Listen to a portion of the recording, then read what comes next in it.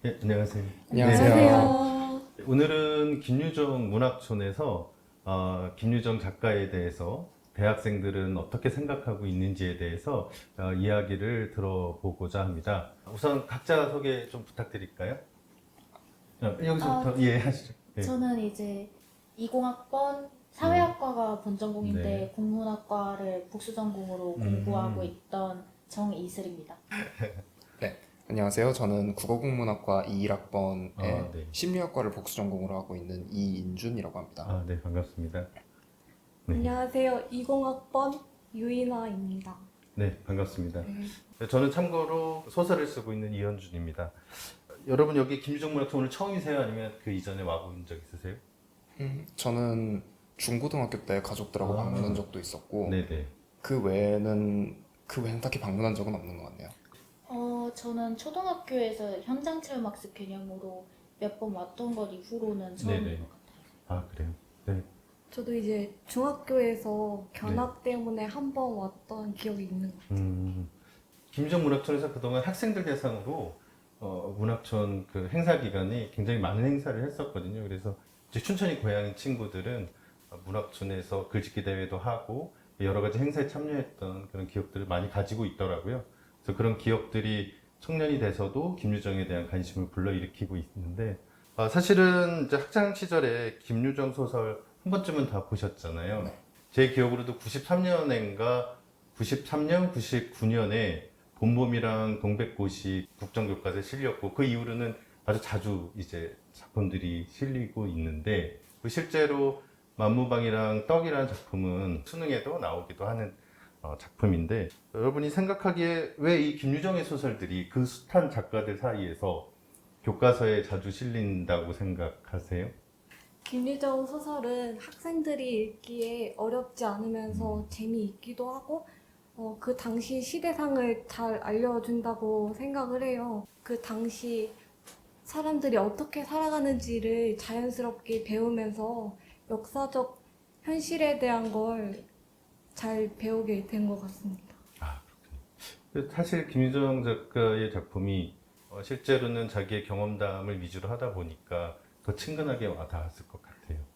우리 가운데 학생은 네, 저는 교과서에서 주로 이제 동백꽃이랑 봄봄을 네네. 접했었는데요. 사실은 이데올로기 같은 것들을 소설에서 많이 다루기도 하지만 저는 오히려 그 부분들이 학생들의 소설에 대한 문학에 대한 진입장벽을 높인다고 생각을 하거든요. 네. 그래서 김유정의 소설들은 일상적인 면을 그리고 있다는 점에서 그런 진입장벽이 낮고 또 문체 같은 것도 편하고 읽기 되게 쉬운 편이라서 그런 면에서는 학생들이 되게 그 시대의 문학을 접하는 데 있어서 좋은 자료가 된다고 생각을 합니다. 국문학이랑 심리학을 동시에 전공한 학생다운 그런 좋은 답변이네. 네, 우리 학생. 대부분의 학생들이 도시에서 나고 자랐다 보니까 농촌 배경에서 일어나는 여러 가지 사건들을 이해하기 어려워지는데 김효정의 소설에서는 그런 것만 다루지 않고 뭐 동백꽃이나 봄봄에서도 사랑이라는 되게 보편적인 감정에 대해서 소설을 쓰다 보니까 학생들이 많이 공감하면서 읽을 수 있으니까 조금 더 교과서에서 많이 실리지 않았을까라는 생각이 듭니다. 사실은 후기 구인의 애들이 어떤 시대 경향 소설이라기보다는 그냥 일상생활을 담은 순수 소설을 쓴다라는 평가 때문에 이데올로기 시대였던 1970년대, 80년대에선 평가를 못 받았던 것 같아요. 근데 이제 1990년대 들어서 그런 평가, 이 소설에도 의미가 있다. 시대를 반영한 이제 일상을 담은 소설들도 의미가 있다라는 것 때문에 아마 교과서에서도 관심을 가지고 이 작품들을 다룬 게 아닌가 싶기도 하고요. 고등학생들이 읽을 만한 정서라든지 보편적인 사랑의 이야기 이런 것들이 담겨서 아마 대중적으로 더 접근하기 쉽지 않았을까 이런 생각도 하게 됩니다. 김유정 소설에는 이제 여러 가지 인간상, 군상들이 등장하잖아요. 그래서 그 중에서 혹시 여러분들이 읽은 작품들 중에서 이 인물이 굉장히 기억에 남는다. 네, 저는 인상 깊은 인물은 동백꽃의 이제 주인공들인 것 같다고 생각을 해요. 동백꽃을 제가 처음 읽었을 때 들었던 생각이 이거 되게 현대적이다. 작품이 쓰인 시기에 비해서 네. 옛날에 이제 소위 고전적인 사랑이 아니라 현대적인 사랑을 하는 것 같은 마음이 끌리는 그런 관계를 갖는다는 점에서 네. 되게 인상이 깊었고요. 그런 만큼 제가 동백꽃을 아직까지도 기억하고 있는 이유인 것 같습니다.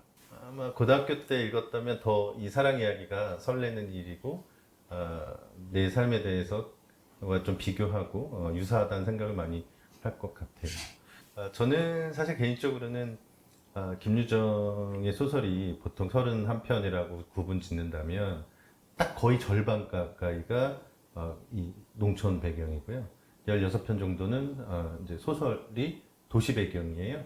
김유정이 뭐 농촌 사람이라고는 하지만 사실은 어렸을 때 이제 서울로 가서 공부를 했기 때문에 사실 도시적인 남자이기도 하거든요. 저는 그 많은 인물들도 다 좋지만 생애 반려라든지 두꺼비 같은 곳에 보면 김유정 자신의 이야기, 그 다음에 다른 소설 중간중간에도 이건 김유정의 이야기가 아닐까라는 그런 인물들이 나와요. 그래서 저는 그런 인물들 찾아보는 게 저 개인적으로는 재밌더라고요. 그래서 사실 김유정 작가 평상시에 과묵한 성격인 건 알고 계시죠? 그렇게 우리가 많이 상식으로 많이 들었잖아요. 그래서 어린 시절에 뭐 어머니 아버지를 잃으셔서 거기서 말 더듬 증세가 거기서 시작됐다라는 그런 게 일반적인 우리 상식이잖아요. 근데 요즘에는 이제 그 이유를 다양한 데서 찾기도 해요. 왜냐하면 이 말 더듬는 것이 반드시 꼭 그런 부모님이 일찍 돌아가셨기 때문에 말을 더듬다는 것보다는 실제로 그 김유정의 아버지가 굉장히 좀 엄한 편이셨고요. 어머니도 누나들의 기록에 의하면 어머니가 성격이 되게 좀 갈갈하셨다고 그래요. 어린 시절에 그런 부분에 대한 영향, 그 다음에 둘째 아들, 막내 아들로 태어난 것에 대한 부모님들의 뭐 기대, 뭐 이런 것들이 종합적으로 말을 더듬는 것에 영향을 미치지 않았나. 희문고등보통학교 들어갔을 때 이 교정소를 다녔다고 해요. 말더듬이 증세가 여민증까지 만들었다고 이야기를 했는데 이런 사람이 그렇게 사람을 만나는 것도 싫어하고 처음 만나는 사람 대화할 때는 말을 더듬기까지 했던 사람이 어떻게 이렇게 해학적이고 유머러스한 소설을 쓰게 됐을까? 네. 네. 오히려 과묵하고 대인기피증 등 다른 사람들이랑 어울리기 힘들었었기 때문에 더 소설 쓰기에 몰입할 수 있지 않았나라는 생각이 드네요. 달변가였더라면 말로써 사람들을 조금 더 설득시키거나 혹은 자신의 이야기를 들어달라고 요청할 수 있었겠지만 김유정 본인의 성격도 그렇고 주변 환경으로 인해서 다른 사람들이랑 어울리기 힘들어지다 보니까 사실 글을 쓰고 싶어서 쓰신 것도 있겠지만 오히려 글쓰기가 필요했기 때문에 더 적극적으로 그러한 소통 방식을 채택하지 않았나라는 생각이 듭니다. 네. 네, 충분히 상식적으로 이해가 될 만한 얘기인 것 같아요. 김유정 작품에는 우리가 이제 농촌의 빈곤 현실 등의 사회 문제가 나오죠. 만약에 김유정 선생님이 오늘날 태어났다면 어떤 문제 소설을 다루는 소설을 썼을 것 같아요? 정희슬 학생. 아무래도 기존에 쓰셨던 소설들 중에 적어도 제가 읽었던 대중적으로 인기를 끌었던 소설들 중에서는 사실 땅에 대한 이야기가 되게 많이 나오죠. 그쵸. 그래서 그걸 현대적인 문제로 갖고 오자면 사실 일상과 되게 깊이 연관되어 있으면서 또 땅과 관련되어 있는 사회 문제라고 한다면 역시 주거권에 대한 이야기를 좀 하지 않았을까 싶어요. 이를테면 뭐 쪽방촌이나 아니면 공부하는 사람들이 고시원에서 이제 어떻게 살아가는지 혹은 반지하에 살고 있는 평범한 사람들에 대해서 어쩌면 약간 봉준호 감독의 기생충에 나오는 그 주인공 가족들처럼 조금 더 경제적으로 어려운 사람들이 일상을 어떻게 살아가는지 그 부분을 좀 해학적으로 풀어내시지 않았을까 하는 생각도 듭니다. 예, 저도 동의하고요. 사실은 김유정 선생님이 뭐 어떤 사회를 비판하고 뭐 이런 글을 쓰셨다고는 믿진 않아요. 그렇지만 그렇게 평가받을 수 있는 건 여실히 그 당시의 문제들을 관심을 가지고 들여다보고 그걸 미시적으로 작품으로 써냈다는 것을 그렇게 우리가 평가할 수 있는 것처럼 사회 문제에 대한 의식이 이렇게 있어서라기보다는 소설가로서 그 당시 한 20대 후반에 살아갔던 청년으로서 청년들이 겪고 있는 여러 가지 문제들을 굉장히 관심 있게 보고 그거를 글에다 담으면 그것은 자연스럽게 사회 비판, 그다음에 우리 사회 문제를 인식하는 걸로 이어지는 소설들을 많이 쓰시지 않았을까, 이제 그런 생각을 저도 같이 해봅니다. 김유정 문학촌이 지금 생긴 지 20년이 넘었거든요. 지금 전국에 문학관이란 이름으로 거의 한 제가 알기로 150개가 넘는 문학관이 운영 중에 있어요. 그래서 김유정 문학촌이 생기고 나서도 사실은 문학관이라는 곳에 대해서 효용 가치에 대해서 논란이 많았어요. 그런데 김유정 문학촌은 코로나가 오기 이전에 연간 방문객이 이제 100만 단위였어요. 그 정도로 전국에서 가장 잘 운영되고 있는 문학관이에요. 그래서 이제 사람들이 이제 문학관의 필요성에 대해서 이야기할 때 김유정 문학촌을 예로 들어서 이제 시민들과 잘 어울리는 문학관 뭐 이런 얘기들을 하긴 하는데, 여러분이 생각하기에는 문학관의 필요성 꼭 필요할까? 아니면 이런 내 개인적인 생각으로는 필요하다? 뭐 솔직한 이야기를 좀 해주시면 좋을 것 같은데, 이거는 정희슬 학생부터. 왜 어려운 건 나 먼저 시켜 그러신 거 아니죠? 네네. 김유정 문학촌 같은 경우에는 사실 앞서서 말씀해주신 것처럼 현장 체험 학습이나 아니면 글짓기 대회 같은 그런 일로도 많이 춘천 사람들 사이에서 각인이 되어 있기도 하고, 또 무엇보다 직접 방문하거나 아니면 행사에 참여하는 것뿐만 아니라 어떤 타지에서 춘천을 이야기할 때 닭갈비랑 뭐 스카이워크 이런 관광지 말고도 또 다음으로 많이들 이야기하는 게 김유정 문학촌이거든요. 방문객의 숫자에서도 많은 의의가 있긴 하지만 역 이름도 김유정 역이 따로 있고, 어떤 랜드마크로서 많이들 언급되는 것뿐만 아니라 지역 자체가 그 문학인과 밀접한 연관을 짓게 된다는 것에서도 상당한 의의가 있다고 생각해요.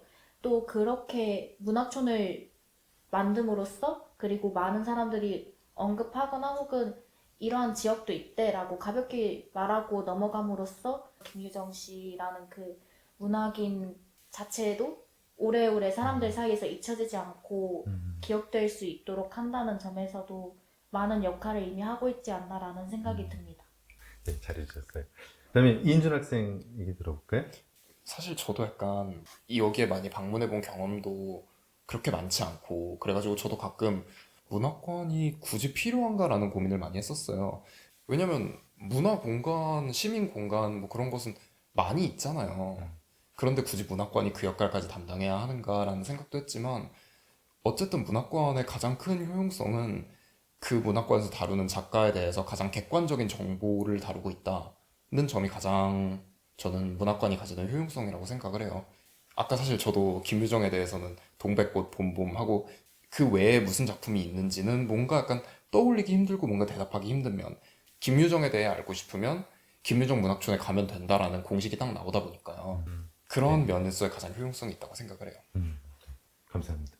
저는 문학관이 네. 독자들이 문학의 공간으로 들어갈 수 있게 해주는 아주 중요한 장소라는 생각을 했어요. 왜냐하면 사실 우리가 글로 읽을 때는 연상이 되기가 쉽지 않아요. 심지어 현대의 소설이 아니라 거리감이 느껴지는 옛날 소설이 같은 경우에는 그냥 텍스트로만 읽었을 때는 잘 와닿지 않는 부분이 있는데, 여기 이제 직접 와서 보면 예를 들어서 점순이랑 나의 키를 재는 장면을 이렇게 재현해 놓는 걸 보면 볼 때마다 떠오르고 더 작품에게 친숙하게 다가갈 수가 있는 것 같아요. 그리고 작가에 대한 이해도도 그냥 기계적으로 학습하는 게 아니라 직접 와서 보고 체험하면서 이 사람이 어떻게 살았는지에 대해서 더 잘 이해하고 알아갈 수 있어서 저는 개인적으로 되게 좋았던 것 같고요. 그리고 또 김유정 소설은 지역과 뗄 수 없는 관계를 가지고 있잖아요. 그래서 문학촌에 오면 그 지역에 대해서 알 수 있다는 점 자체가 되게 좋고 특별한 경험이라고 저는 생각을 하고 있어요. 지금 그 문학관 협회에 그 협회에 가입된 문학관들이 제가 알기로 한 160몇 개 이렇게 뭐 매년 막 늘어나니까 근데 거기서 문학촌이란 말을 쓰는 곳은 여기밖에 없어요. 이제 관이 붙었다는 거는 박물관이라는 뜻이 강하기 때문에 그 작가나 그 인물과 관련된 1차 자료들이 있어야 돼요. 그러다가 이제 주고받았던 엽서 하나가 몇 년 전에 이제 발견이 돼서 이제 드디어 문학관이 됐다. 이제 저는 여기서 문학촌이 발전할 수 있었다고 생각을 해요. 왜냐면 가지고 있는 어떤 유품이라든가 1차 자료가 많다면 이제 거기에 기대는 경향이 강하고요. 그런데 없으니까 이제 더 많은 뭐 프로그램이라든가 뭐 아이디어라든가 스토리텔링을 할 수 있었다고 생각을 해요. 그다음에 이 주변이 김유정 선생님의 그 소설 많은 이야기들의 배경이 된 곳이 곳곳에 있잖아요. 그러다 보니까 우리 이렇게 걸으면서 그 소설의 구절구절에 나오는 곳들을 떠올리면서 걸을 수 있는 또 이야기길도 있고 하다 보니까 그래서 문학촌이 좀 더 발전한 곳이 아닌가 싶기도 해요. 바로 옆에가 낭만누리라고 하는 전시관이거든요. 우리가 관심이 없어서 그렇지 매번 3개월에 한 번씩 특별 전시를 하고 있어요. 이제 그런 거 보면 끊임없이 노력하고 있구나 이런 게 보여요. 그래서 김유정 문학촌만의 어떤 장점, 뭐 특징 뭐 이런 거라고 볼 수 있고요. 춘천시에서 우선 예산을 꾸준히 지원하고 있고 그다음에 여기 계신 분들이 계속 뭐 아이디어도 내고 전시도 하고 프로그램도 짜고 시민들의 참여도 계속 유발하고 이러고 있어서 김유정 문학촌이 여기까지 온 게 아닌가. 여러분 그 김유정 문학촌이 강원도 제1호 국립문학관이라는 건 알고 계시죠? 그 전임 이순원 그 촌장님 시절에 제1호 국립문학관이 됐어요. 그래서 그것만으로도 꽤 가치 있는 장소라고 생각이 들고요. 어쨌든 오늘 뭐 우리가 김유정 선생님에 대한 이야기를 하자면 뭐 한두 끝도 없겠지만 오늘 청년 작가 김유정, 여러분도 청년이잖아요. 그 김유정 선생님은 아쉽게도 평생 청년 김유정으로 남아있는데 그것에 대해서 요새 청년들은 청년 김유정에 대해서 어떻게 생각하고 있는지에 대해서 들어보는 재미난 시간? 저도 여러분은 어떻게 김유정을 생각하는지에 대해서 들어볼 수 있어서 너무 좋았고요.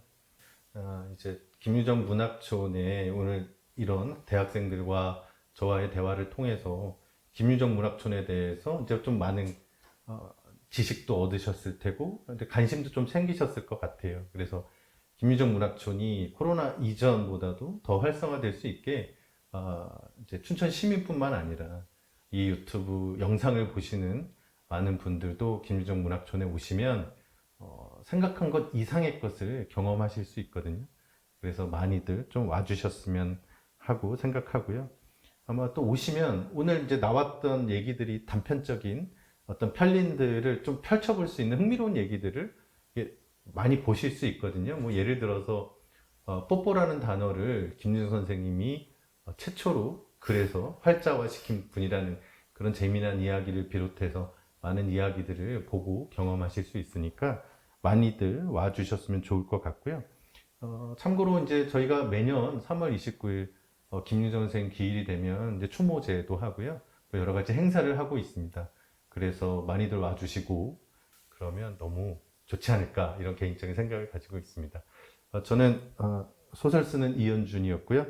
여기까지 잘 시청해 주시고 들어주셔서 감사합니다. 오늘 수고하셨습니다. 네, 수고하셨습니다. 수고하셨습니다.